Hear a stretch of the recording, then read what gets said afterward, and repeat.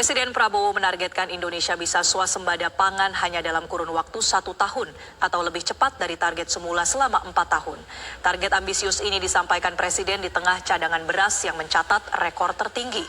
Tapi apakah itu cukup untuk menjadi modal Indonesia mencapai swasembada? I've given the target 4 years self-sufficient in food, and we are experiencing that we can be self-sufficient in food within this 1 year. And we will be, in a few years, a net exporter of rice and corn. Di tengah ketidakpastian rantai pasok global dan ancaman krisis pangan dunia, Presiden Prabowo Subianto menyuarakan ambisi besar dari panggung internasional. Berbicara di Forum Ekonomi Internasional Saint Petersburg, Rusia, Prabowo menyampaikan komitmennya untuk menjadikan Indonesia mandiri dalam urusan pangan dalam kurun waktu 1 tahun saja.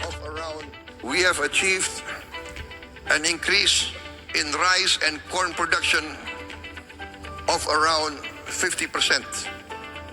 And this is the greatest increase production in the aggregate in the history of the Republic of Indonesia.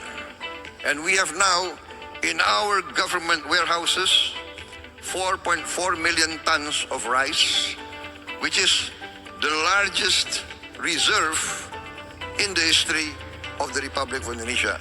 I'm very convinced that we will achieve our goals within a few years. I've given the target 4 years self-sufficient in food, and we are experiencing that we can be self-sufficient in food within this 1 year. And we will be, in a few years, a net exporter of rice and corn. Pernyataan ini muncul di tengah kondisi ketahanan pangan yang menunjukkan tren positif. Per Mei 2025, cadangan beras pemerintah tercatat mencapai lebih dari 1,8 juta ton atau menjadi yang tertinggi sepanjang sejarah menurut data Bulog.